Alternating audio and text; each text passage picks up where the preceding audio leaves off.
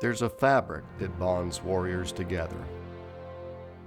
A thread connecting the past with the future. A symbol of a heritage that puts others before self. A heritage forged in my father's blood. One word, one mission, one legacy. Dustoff. It means a lot to be able to wear this patch. Sometimes I buff my chest up a little bit more just to be able to show people my patch. We know that everything we do can mean the difference between life and death. Every patient that I bring in this aircraft and I get back to the hospital safe, that's somebody's son, father, husband that's going home. Saving lives, saving a man's life, there's just nothing like it. Probably the best mission that there'll ever be, just saving lives. There's nothing better than that. Someone's hurt, he's a man, and it's between him and his God, but it's our job to go in and save a life. From the call sign Dustoff in Vietnam to the call sign Original in Operation Iraqi Freedom, we have faithfully evacuated wounded from the battlefield. I will sacrifice everything to ensure my patient's survival. I'll never underestimate the importance of my mission. No compromise, no rationalization, no hesitation. Fly the mission. Medevac, Dustoff, 70, hard left 16, got a cat outfit in progress. If you're not sprinting to save a life, then you're not worthy of being Dustoff. It's that crew chief, that pilot, and that medic giving everything in them every second of that mission for one person. If something happens to them, rain or shine, we're coming to get them, and we're coming fast. And I spent 1 year flying with them, and it was the most rewarding experience, I think, of my life. We'll go in and take care of that wounded, regardless if it's a hot LZ.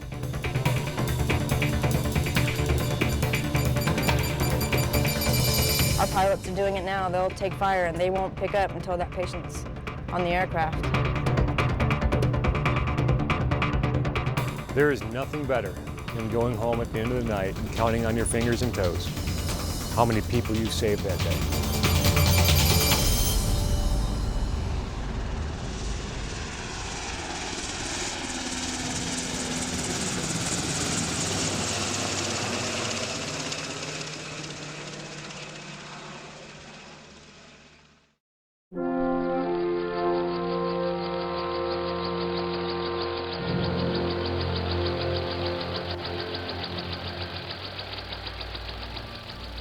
The very first use of a military helicopter to move wounded to a medical aid station occurred in Burma during World War II, when an aircraft with little more power than today's lawnmowers was used to rescue injured and wounded troops in the remote mountainous region. These successful missions sparked the concept that helicopters could reach remote locations without the need for roads or airfields and could save the life of a dying soldier by moving him quickly to a medical care facility.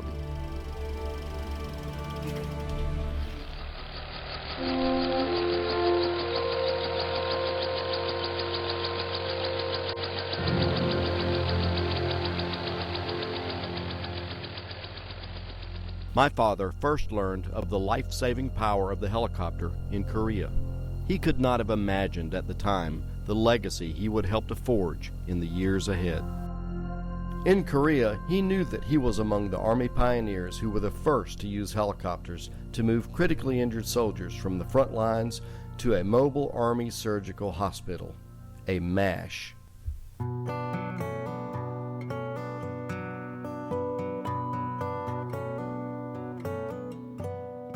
John Hammett commanded Korea's first helicopter ambulance detachment. These solo pilots flew the bubble-nosed H-13, which had room for one pilot and two patients.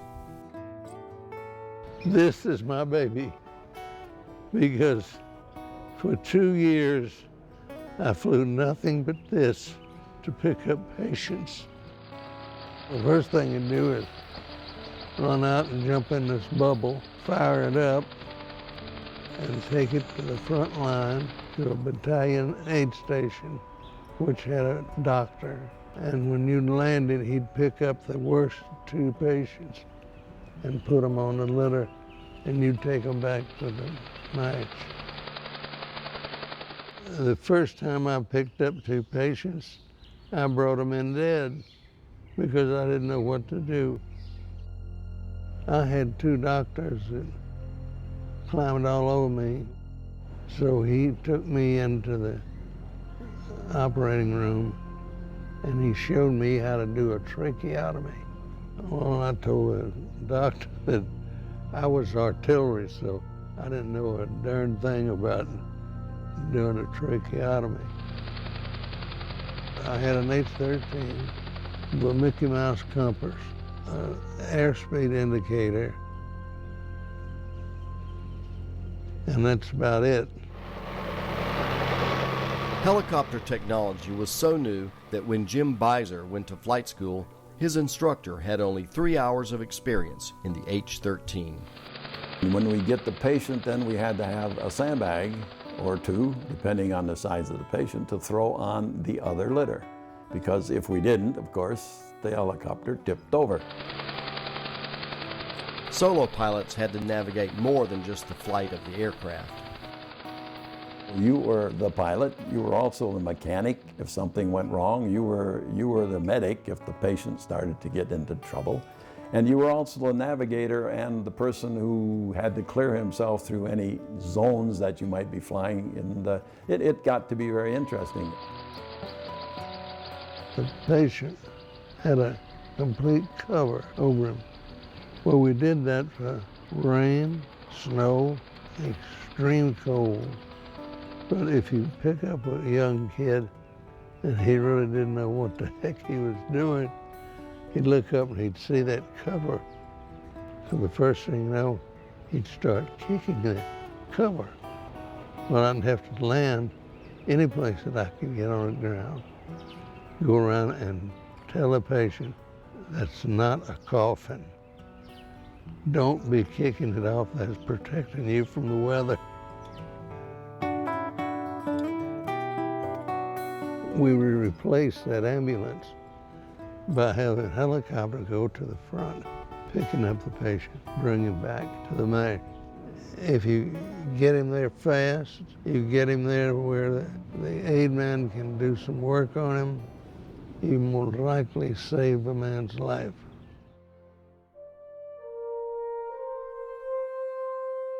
I would fly maybe 4 or 5 missions in the daylight and a couple missions at night. And I realized then that we were the ones saving these kids' lives.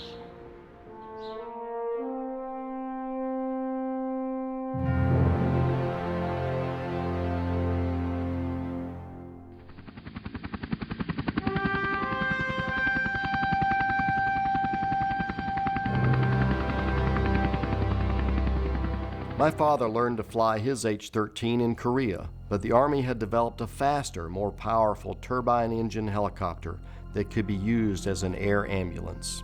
The Bell UH-1 Huey would carry 2 pilots, a trained medic, and a crew chief to save more lives on the next battlefield. When I got to Vietnam and they said you're getting your B model Hueys, I thought, I haven't even seen an A model Huey. For once in my life, I had an airplane to fly that I didn't have to baby along to do something for me. It would perform and you could yank it off the ground and away it would go. Under the leadership of Captain John Temporelli, the 57th Medical Detachment had been the first air ambulance unit to arrive in Vietnam. Now it was my father's turn to lead this small group of intrepid aviators toward a revolution in combat care. When I got to Vietnam, there was only one air evac unit in all of Vietnam. That was the 57. 5 helicopters covered the entire country. We had 10 pilots, 2 per ship. We had 5 crew chiefs, and we had 5 medics. As a combat medic in the infantry during World War II, my father had aided the wounded and been wounded himself. He had a personal understanding of the urgency and importance of battlefield evacuation.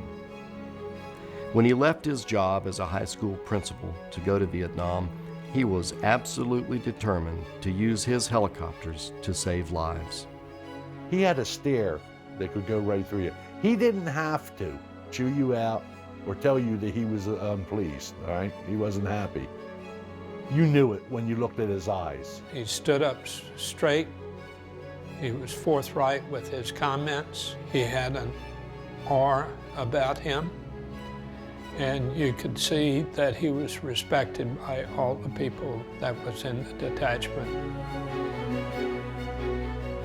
I think he was of the opinion that he was there to fly and to evacuate people, you know, and he didn't like the paperwork part of it and all, so he stayed away from Saigon as much as possible. A large and sophisticated aircraft manned by a 4-person crew was a valuable asset. During the early days of the Vietnam War, Army Medical was under constant pressure to release its helicopters for at least part-time general use. He was in constant, heated discussions with General Stilwell. Stilwell said, "You guys are sitting on your butt a lot. I want those birds for ash and trash. Until you get a casualty, we'll put a portable Red Cross on them when you get a casualty."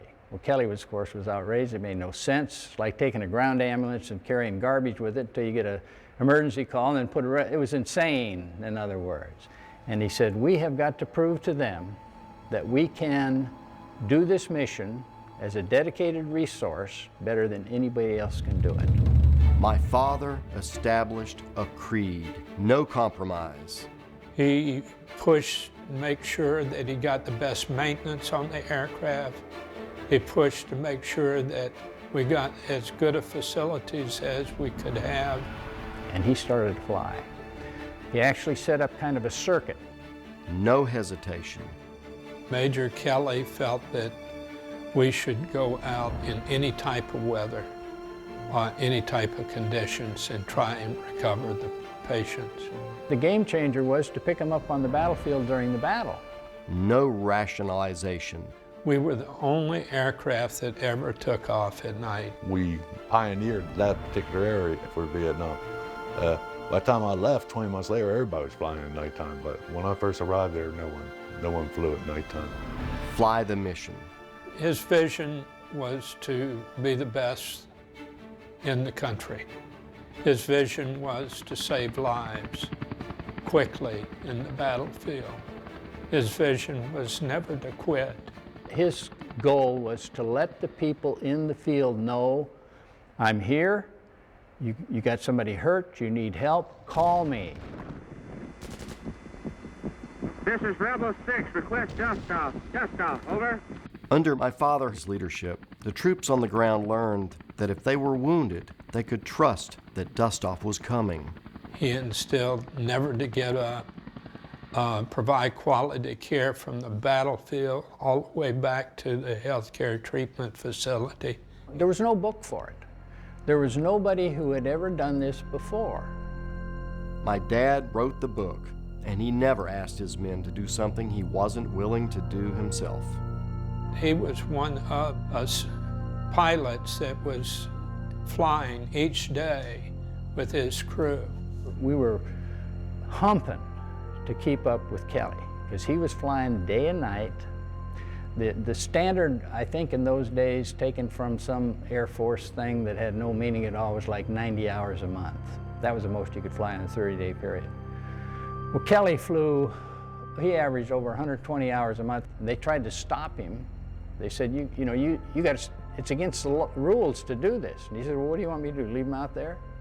As they flew their rescue missions, day and night, in all weather, sometimes for hours on end, often returning with their ships peppered by enemy bullets, they earned a reputation and a nickname.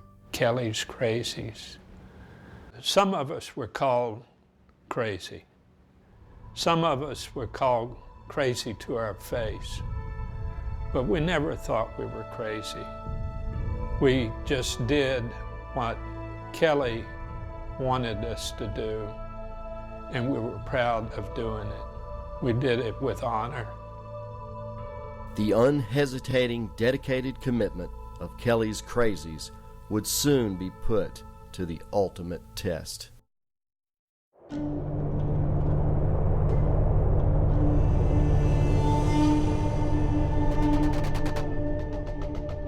50 years after Kelly's Crazies set the standard, the fate of Lance Corporal Kevin Hanrahan, a young husband and father, will lie in the hands of a modern-day Dustoff crew.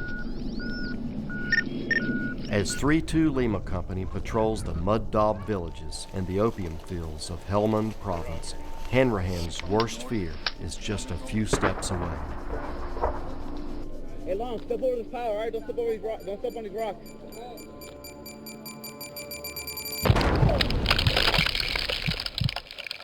Defibrillator! Can you hear me? Hey, you hear me? You breathing? Medevac, that's all. 70, hard left 16, you got a cat alpha in progress.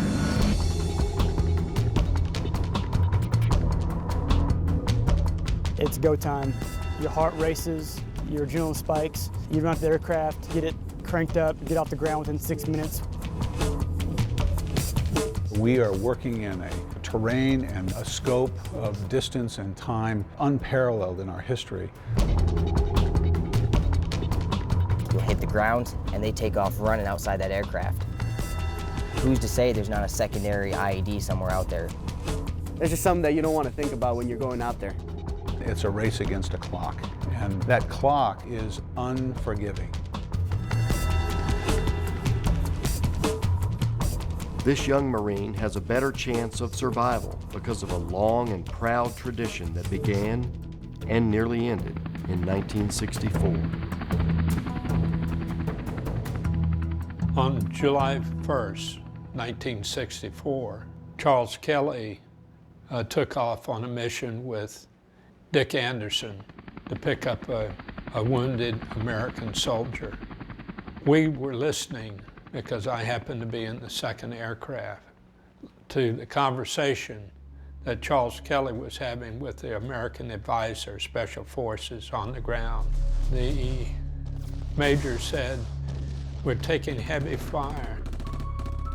Major Kelly went in. He started getting closer to the wounded soldier that was on the ground. They said, "Get out, get out, get out." They started screaming at him as he went in, and he said, "When I have your wounded."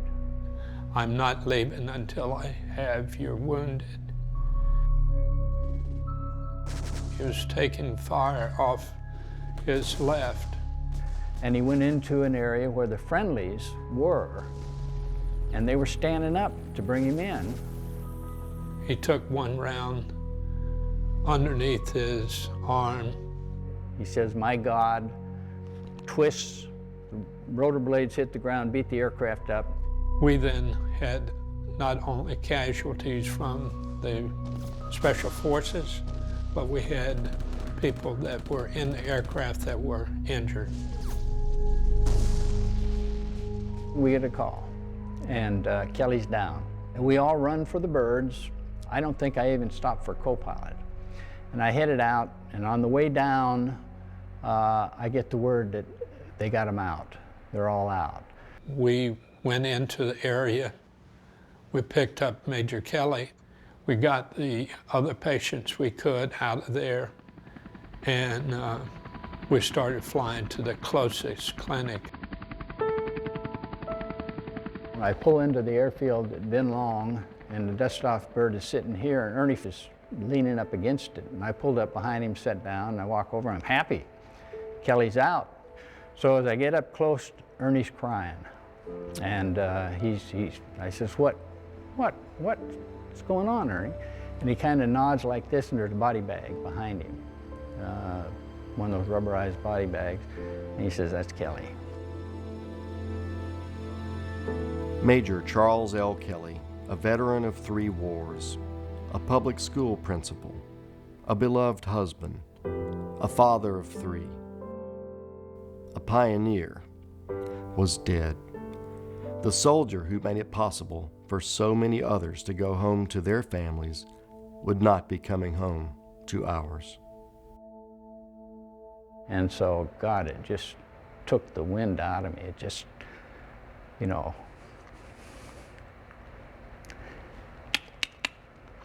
cut that off.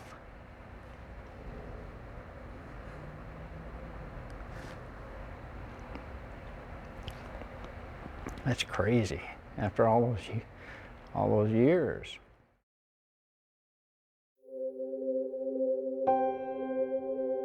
Soon, my mother would hear that terrible knock on the door of our Georgia home. But at this moment, the grief belonged only to the men under my father's command, men who had flown beside and with him, men who'd seen him fight for their mission, men who'd heard his final prophetic words. I will leave when I have your wounded. It very well could have been the death of Dustoff. But it wasn't just one man. It was a system that he put in place that we would never leave anyone behind in combat. He saved Dustoff, and it cost him his life. Kelly's dying words, "When I have your wounded," set the standard for Dustoff pilots and Dustoff crew members from that moment to this day. Both Pat Brady and Ernest Sylvester returned to Vietnam for second tours, carrying my father's legacy forward into a far more intense and dangerous war.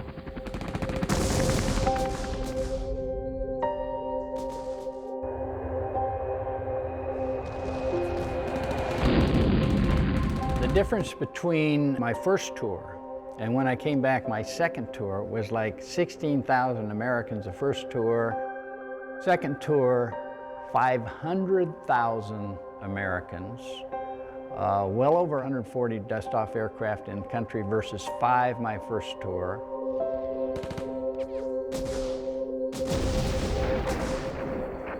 It was not uncommon to arrive at the scene and see the area engulfed in flames, to be being hit by mortars.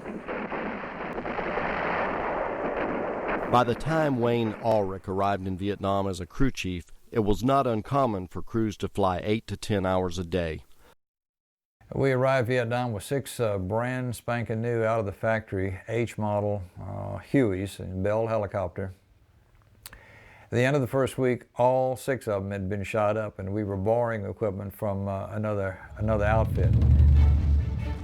You know, we had 117% of aircraft shot up every month. We got hit every 4 or 5 days. It was a full-blown war. You knew that there was someone down there that was hurt and needed your help. There's no such thing as turning down a mission. We were picking up a lot of traumatic amputations, arms and legs.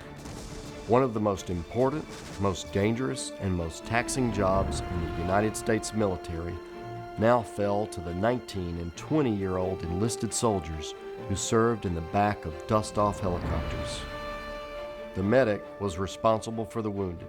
The crew chief was responsible for the maintenance of the aircraft. The first few missions were just pure adrenaline. It was just all, you know, trying to comprehend what's going on and danger involved and what was happening. We had IVs, but we didn't have any morphine or anything like that to make somebody comfortable. We did have cigarettes. When you're talking to the guy on the ground, if you heard panic in his voice, it put panic in you. When you could hear him near pleading, it put the urgency in you. When that call came from that combat unit out there in the battlefield, it came directly into our operations office. Dustoff 30, we got an American up there. We're putting a massage on his heart and his mouth-to-mouth trying to save his life. We can't get him out of here right now. Probably the most hair-raising call would be from, it's that guy out there in the field that calls at 1, 2 in the morning, and he's whispering. He's calling Dustoff Control, and then he give his call sign. And that would just make the hair in the back of your head stand up, because you knew this guy was in a blacked out situation, probably near enough to enemy that his voice could be heard, and he was calling in some priority. Most likely they would not call in a routine at 1 or 2 in the morning.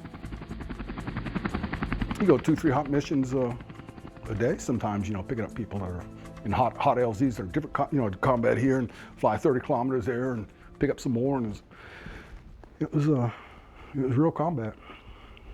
We never knew what we was going to get when we went into the LZ, so we was prepared for anything. It could be a head injury, it could be a sucking chest wound, it could be somebody that's shot in the gut. My primary mission was to keep the aircraft up and flying and to do the first echelons of maintenance. When we started flying, the medic became the boss in the back there, and then I became his helper. My first or second flight, after I got a chance to see some of the real young soldiers go through transition, but it kind of really got to me when I first seen that. You know, I said, well, here I am, you know, I'm trying to save this guy, but look like I'm gonna lose him. God, please help me to get through this. You know, if we get several, 6, 8 patients in there at one time, and he'll take care of the most critical, and then the other ones I would take care of.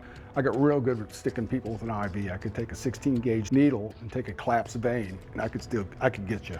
It's an awesome responsibility to be responsible, to try to keep someone alive long enough that someone else can save their lives. And that's basically what we did. Their training probably was never enough because of what they had to experience. Our medics were just out of high school. That's a heavy responsibility, especially for an 18-year-old. You don't leave that environment without some baggage, scars. And that's quite a bit for a young individual just entering into that phase of responsibility, and especially responsibility for the life of a fellow human being. You know, after all the bandaging was done and all the IVs were started and it was just the ride back to the base, back to the hospital, I'd sit there and I'd look at the guy and I'd wonder, I'd say, you know, I wonder if he's got a wife, I wonder if he's got his kids, I wonder if he's got a girlfriend. How are his parents gonna take this? What happens if he dies? How are his parents gonna take this? I took an oath saying that I would take care of anybody that ever got on my ship. I would get them back to safety. One time we picked up a Viet Cong soldier, and they wanted this soldier to give them some information. And the soldier had a drastic head wound. And so we did not have any oxygen on the aircraft, and so I had to give him mouth-to-mouth CPR in order to make sure that he was breathing. Wayne Ulrich's unit was just one of many saving lives in Vietnam at the height of the war. The records Ulrich kept illustrate the magnitude of Dustoff's mission. We flew just 6 helicopters now. We transported in a 10-month, 7-day period 21,435 patients. This was of all branches of service, a civilian or a Viet Cong, it didn't matter. We picked up everyone. Even had 5 scout dogs we picked up. We'd get so much blood sometimes in the aircraft that the slipstream would grab the blood, take it down the floor, take it back to the back pylon, take it out the doors, and it'd run all the way down to fuselage, hit the tail boom, go all the way to the tail cone, and then go off, vaporized. The young enlisted men who served as medics and crew chiefs in Vietnam Dustoff did so at great risk to themselves. By war's end, 121 would be killed and 545 wounded in action. Dustoff took 3 times as many casualties as any other kind of flying. It was far, far more dangerous than any other kind of flying. And why? Because they had to land on the battlefield, and they had to fly in weather, and they had to fly in the mountains, and they had to fly at night. Just that simple. An infantry guy see combat once, twice a week. Sometimes we'd sit 2, 3 times a day.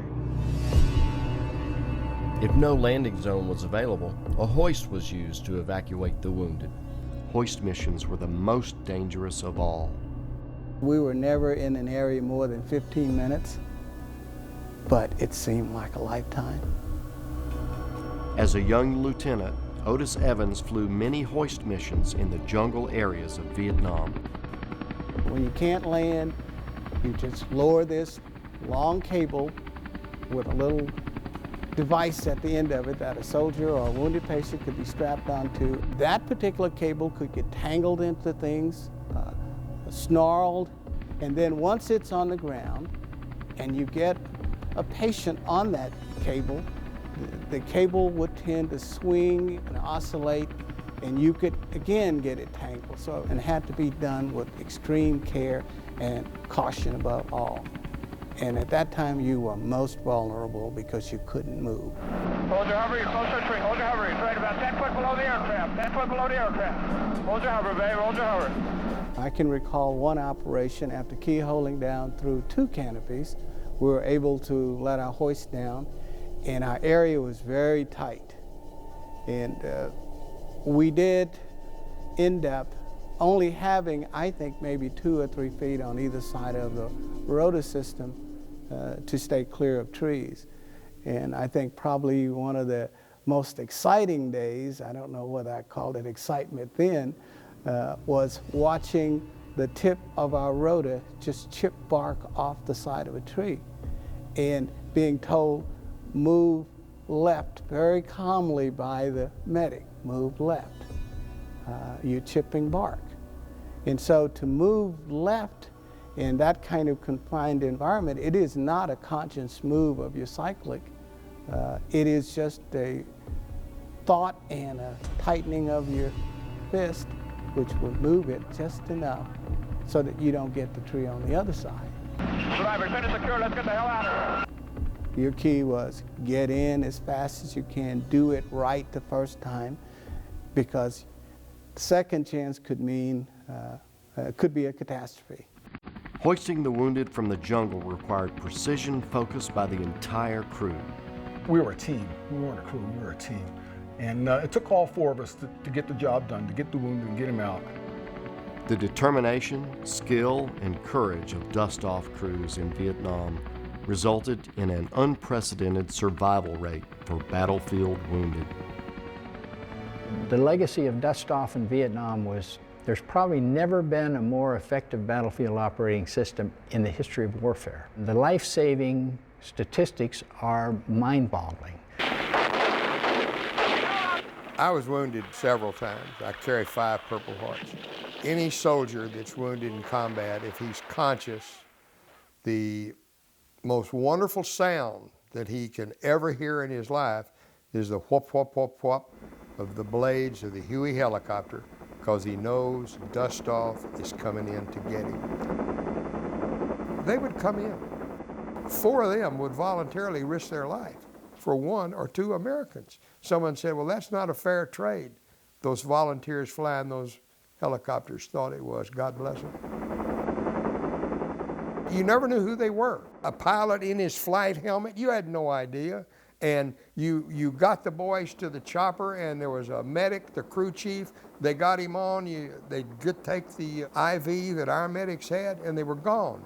You never knew who they were, where they came from, but they were every one as much a brother to me as the men that were right beside me on the battlefield. But you seldom, if ever, got to shake the hand of the man who saved your life. And that's sad that you couldn't. Dustoff flew almost 500,000 missions in Vietnam. 470 pilots were killed or injured, and 199 helicopters destroyed. The 2 Dustoff officers, 1 warrant officer, and 2 enlisted soldiers of Dustoff 90 are still listed as missing in action. Pilots Patrick Brady and Mike Novosel Sr. and medic Louis R. Rocco were awarded the Congressional Medal of Honor, and many other Dustoff soldiers earned commendations for distinguished and heroic service, but the ultimate reward for their work could not be measured in medals. I know that there's people alive today because of what we did. There's no feeling like it in the world. I just can't imagine anything that's a greater thrill to any human being. We saw the bad, we saw the good, we saw life-saving. We have been a part of history, and we're all very proud of that history. The system my father put in place in Vietnam saved more than 900,000 lives. The success of Dustoff during the Vietnam War would earn it a designated position on future battlefields.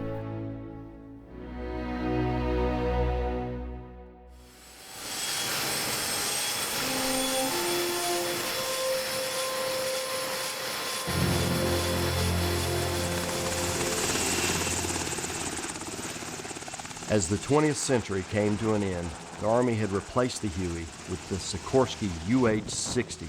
The Black Hawk came with more sophisticated avionics and medical equipment, and most important of all, more power.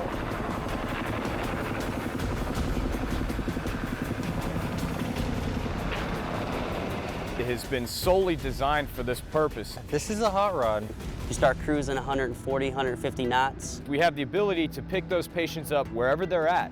They could be on a mountaintop, they could be in a valley, they could be on sloping terrain. We can still land there because of this aircraft.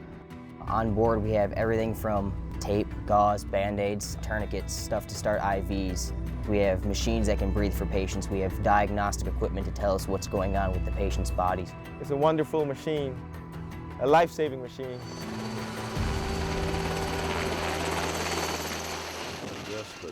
The new medevac helicopter was designed with the help of Vietnam Dustoff pilot Jim Wingate.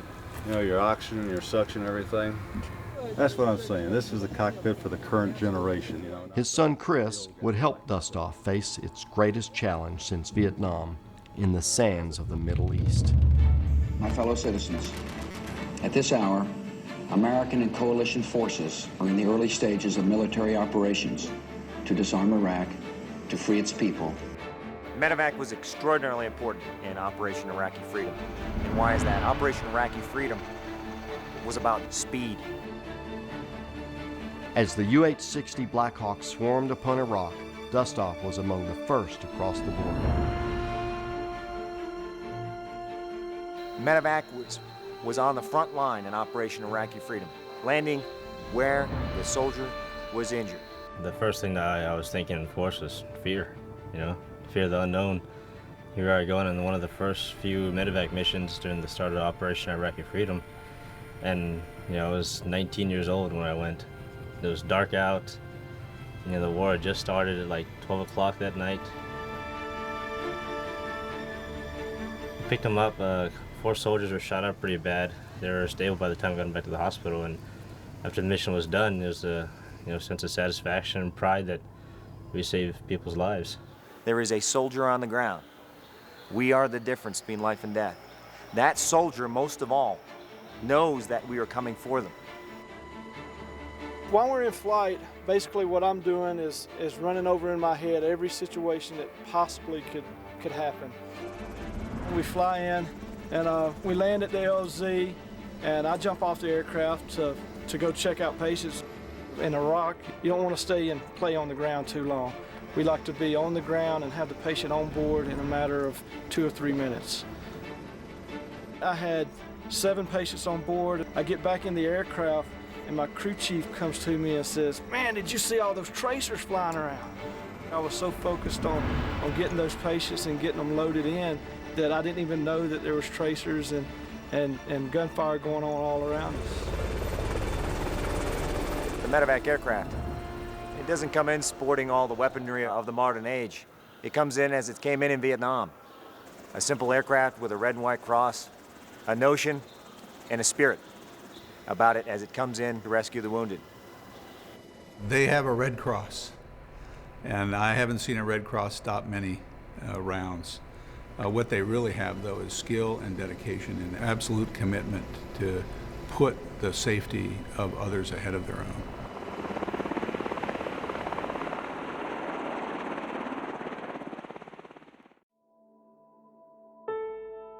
From the time he was 9 years old, he would say, "I want to fly helicopters like Dad."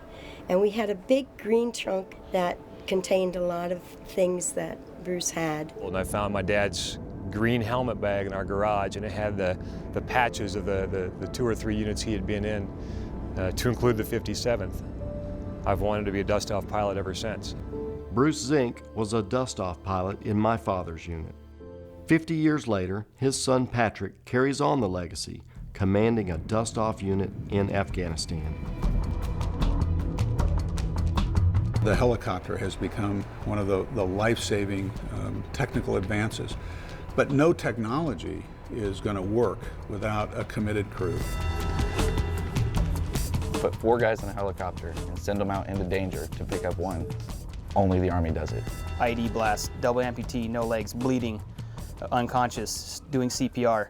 That guy needs us yesterday. As soon as we leave base, we're technically in enemy territory. We're a helicopter, and they want to shoot us down, and we're a helicopter that can't shoot back. Our adrenaline's running, don't know what to expect on the LZ. We're 50, 75 feet off the ground. We're going maybe 180 miles an hour, and there's people out there that want to knock us out of the sky. Medevac, medevac, medevac. Dustoff 6-9, hardluck 5-4. We have a Cat Alpha in progress. Today it is Lance Corporal Hanrahan and his fellow Marine who have placed their faith in one of Zink's Dustoff crews.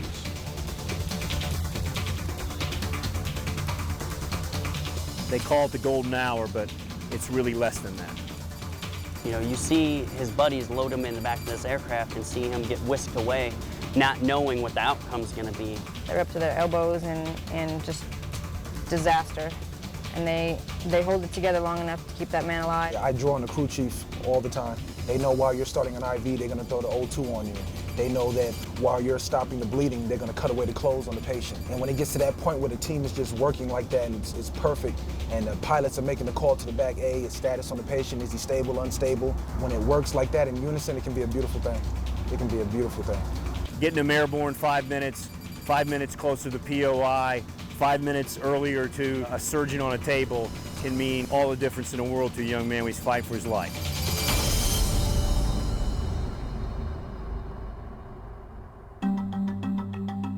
Most of the IEDs here are against people, Marines, soldiers. It's almost like every operation you do is in a minefield. We want to be there for these Marines, we want to be there for them, and we always will. We've probably run over 1,000 medevacs here in 10 months. We've only had about 30 Marines killed. I attribute that to the soldiers of Dustoff that get us from the point of injury to the surgical hospital. Every time you land, you're gonna get shot at, RPG'd, IED'd, pick up guys with no heads, no legs. It's there's nothing standard about it. We get them fresh off the battlefield, and their injuries are very traumatic to see.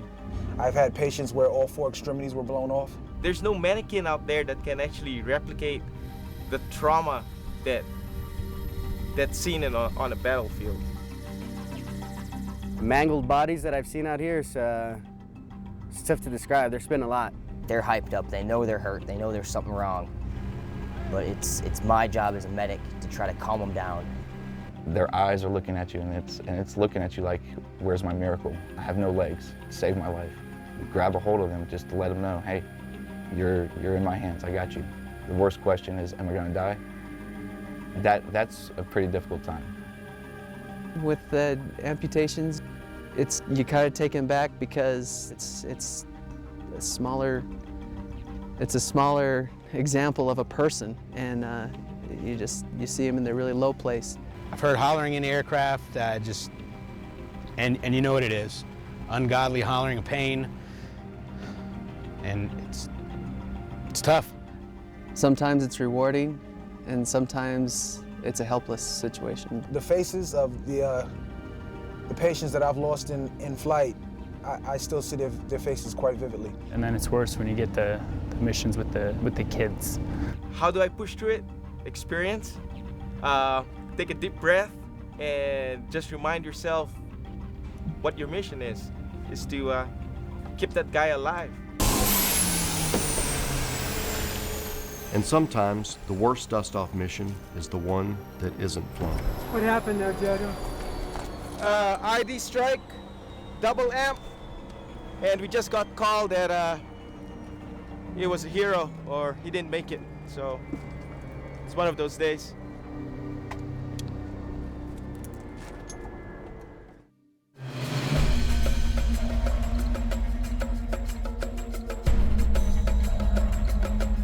Ask any Dustoff crew who has the toughest job, and they'll point to the crew chief. As a flying crew chief, not only do you have to maintain the aircraft, but you also have to fly as well, so you don't have a set schedule. Hands down, they work probably about 10 times harder than anyone else. If I didn't do my job, we wouldn't fly anywhere. The medic couldn't do what he needed to do, and nor could the pilots. And they're 1,000 times unappreciated for it. They work longer hours, they're in the sunlight, they're in the heat. This is probably one of the harshest environments that we could ever put aircraft flying in and still expect them to keep flying. If it don't run, then it can't go get the injured, you know? When we hit the ground, essentially my job is to protect the aircraft and my medic. The crew chief that helps is an extra set of hands in the back. They basically double as a medic. I never thought that I would be in the back helping a medic patch up, you know, wounded people, you know.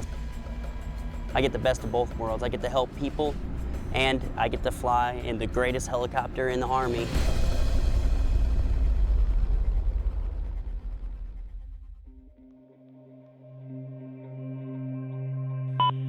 Let them know we got a second explosion. This whole place is booby-trapped. Let medevac know there's possible IEDs in LZ. Welcome. Although today's crews have more sophisticated aircraft than my father, one thing that hasn't changed is the danger. For Dustoff crews in Afghanistan, enemy fire is sometimes the least of their worries. Personally, I'm afraid of the dust. This dust is moon dust. It's like talcum powder. It's scary as hell. We oftentimes brown out, and the whole crew have to have 100% focus on getting the aircraft on the ground safely. And it requires a lot of skill for the pilots up front and the crew chief and the medic in the back. The medics are brave as hell. One, they're going out in a place that there's known IEDs because one just exploded on a guy. The crew chiefs are out there trying to provide protection to the medic as he's searching for his patient. The medic is tromping around in this IED field. The threat is always there. RPGs, machine guns, small arms fire. We've had medics run through minefields, been flagged down saying stop where you are, and they just keep running. They got to get to the patient or something. Maybe they can't hear. Maybe I landed right next to mine. I don't know. It's just something that you don't want to think about when you're going out there. You can't stop, but you just do it. You just roll with it. There is a level of bravery that you need to exhibit on a day in and day out basis because you're hopping out into that LZ, not knowing what to expect when the dust clears. And every medic who's ever stepped out, knowing that there's enemy out there, knowing that there's somebody out there that wants to take them out, walks out into that cloud just to save somebody's life, that's where true courage is. Dusties are, that's what really scares me, especially at night. It's so dark out there. For us, a night vision goggle, dust landing on a zero-lume night is more threatening to us than an insurgent that might engage our aircraft. Since Vietnam, Dustoff's most dangerous mission has been hoisting the wounded from a hovering position. Valleys, high mountain peaks up to about 14,000 feet. Invariably, the whole time you're hovering the aircraft, you're focused on, I cannot drift with this helicopter. I will hit one of my main rotor blades against these rocks. So it can be traumatic for the pilots, one feeling, but for the medics, it's got to be multiplied by 10 because they're the ones that are out there riding that rescue hoist down to the ground and then have to get the patient on it and ride it up. If at all possible, we try to avoid hoist because it is a very dangerous operation.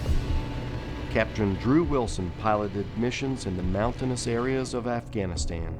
We were doing missions up at 10 to 11,000 feet. The terrain is steep, jagged, and rough.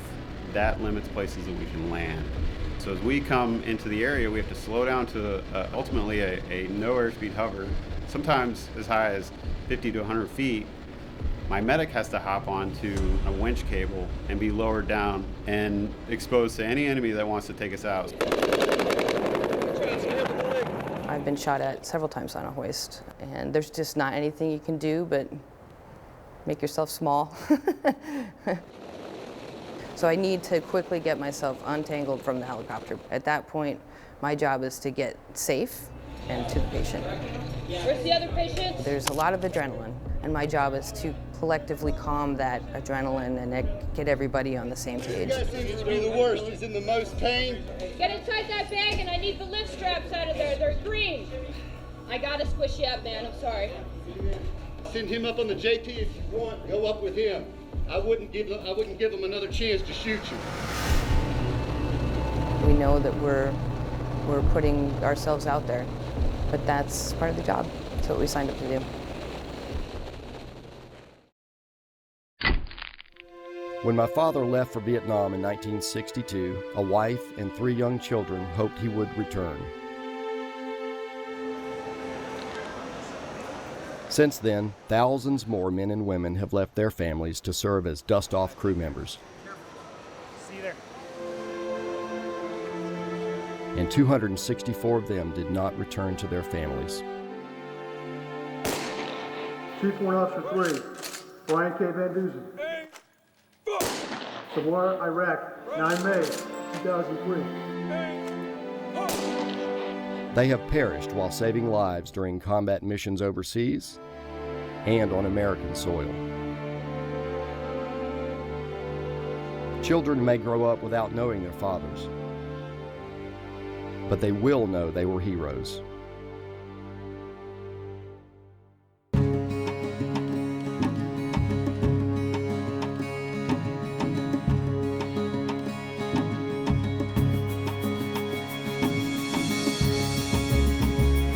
The satisfaction that comes with saving a life cannot be put in words, but it can be put in pictures. The faces of children and comrades, of friends and of foes. On the worst day of their lives, a Dustoff crew has come to bring them home.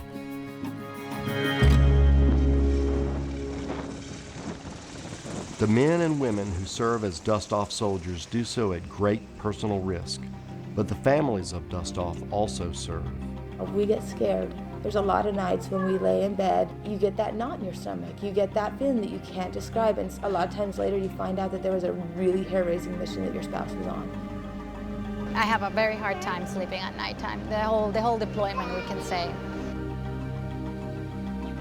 It's nerve-wracking for me when I think about him jumping off of a helicopter and not being able to see where he's going, but he doesn't care. He knows he has to go help somebody that needs him. Sometimes the unsung heroes are the family members that have kept the family going while their service member has deployed. This is deployment number 7. He's keep on missing my birthday. So he missed Patrick's 2nd birthday and Daphne's 1st birthday. We've been married for almost 5 years and he's only been home for 1 anniversary. Valentine's Day. When I signed that dotted line, I knew exactly what was I getting into, but I didn't realize it was going to be this difficult. Seeing his Daphne walk for the first time. Do you find an outlet? The first deployment, I learned to quilt. Going into an empty bedroom is the hardest thing. They go for days on end without hearing from us and sometimes are wondering if we're still alive.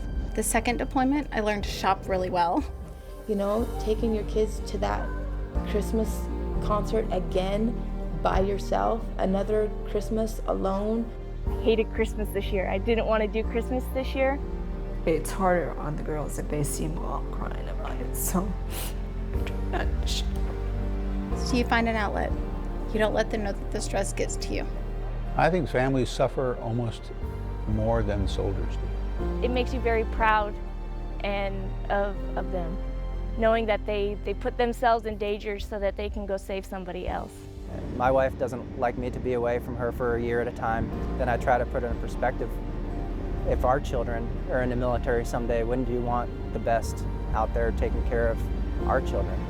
When I think about a soldier who could have gotten hurt down there, and I think about how my husband helped bring him home, and, bring him back to his family, I get choked up about it. I just have to keep telling him that. Even when he loses patients, I'm like, yes, you might have lost 1, but you've brought 10 home.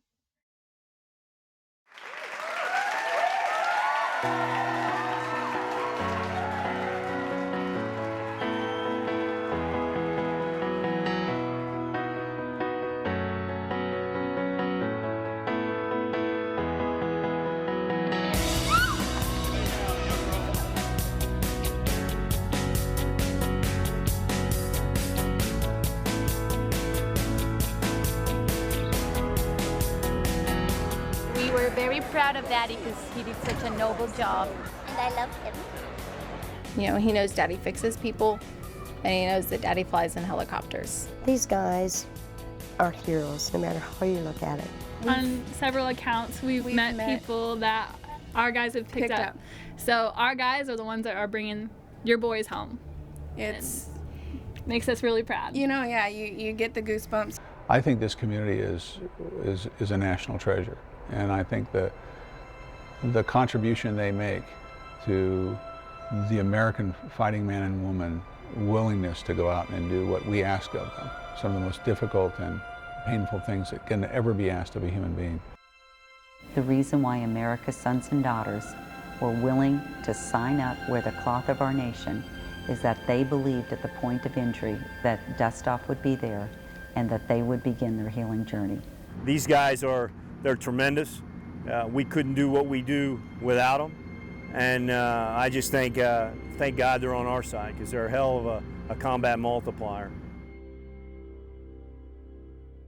When you got a mission like saving lives, when you got a call sign like Dustoff that you associate with Kelly and the originals, you never let it go. The culture of Dustoff has not changed. That spirit is alive, it's well, and I'm proud of it. There's a reason those guys are legendary in our stories and in our eyes, and that's because they paved the way.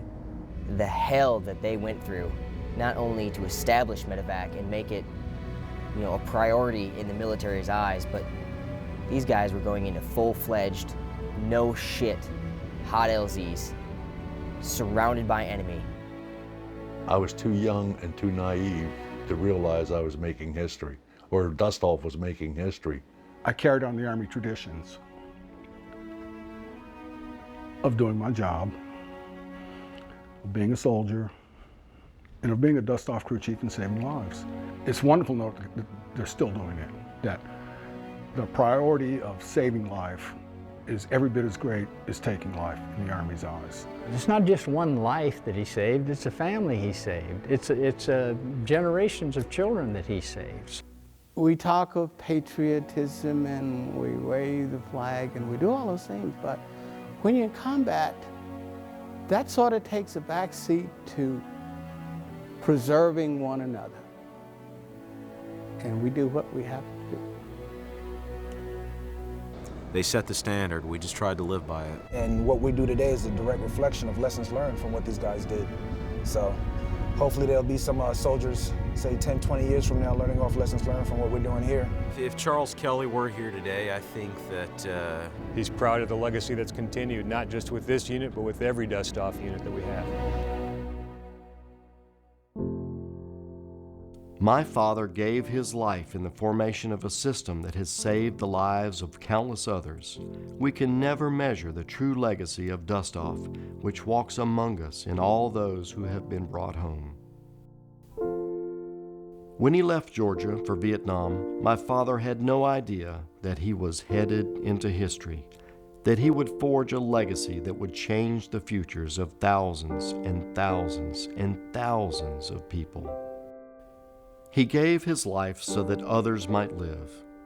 Because of him, and all who have followed him into the skies to rescue others, untold children walk the earth today. Hold Daddy's hand. Walk slow. Walk it right. U.S. Marine Kevin Hanrahan is home with his family. An IED took part of his body, but Dustoff helped him come home with his life. It's one team, one fight. And if it wasn't for the Army medics that came and got me that day, it could have been a lot worse. And so I'm very grateful for what they did and the job they do. To risk their lives to come save us is a big deal. The story of Dustoff is a story about trust. Our fighting forces trust Dustoff, but trust is not given, it's earned. Every time a pilot flies a medevac through a dust storm, every time a medic walks through a minefield to find a wounded Marine, every time a Dustoff hoisted a guy out of the jungles of Vietnam, this is how Dustoff has earned the trust of our fighting forces.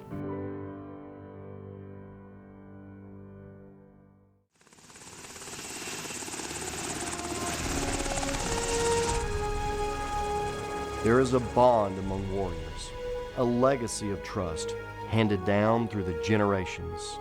Emblems change, equipment evolves, but the Dustoff promise remains. I will leave when I have your wounded. I will leave when I have your wounded.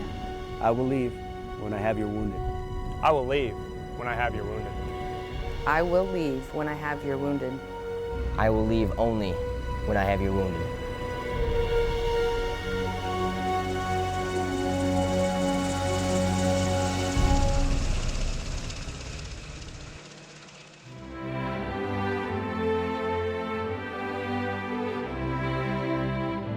I flew so many missions at night that the people in the MASH called me Captain Midnight.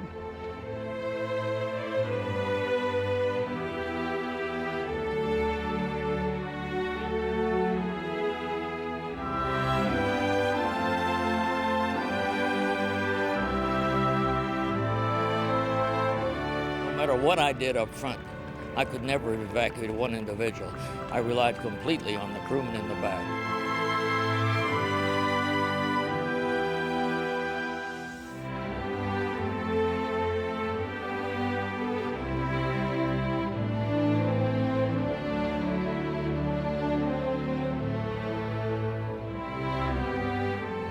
It's a sense of pride, and I know that when I joined and I saw they were all big and bad to me.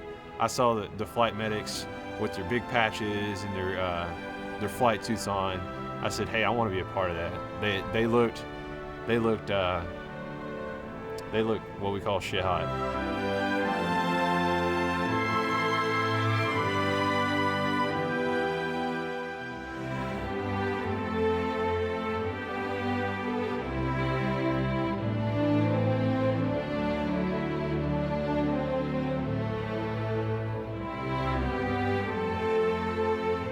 The highest tribute I could probably pay to the medevac community is to tell them honestly that had I discovered medevac when I was 19 years old, I wouldn't be a physician today.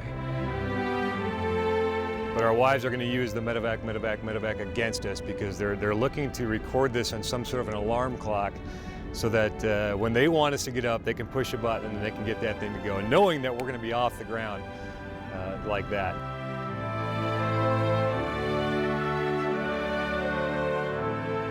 And all your fighter pilots with their flying silk scarves and all that, up there in the face of God, we were down in the mud between his ankles. We had to land, and that separates the men from the boys. There's not much to say about Dustoff, except for I'll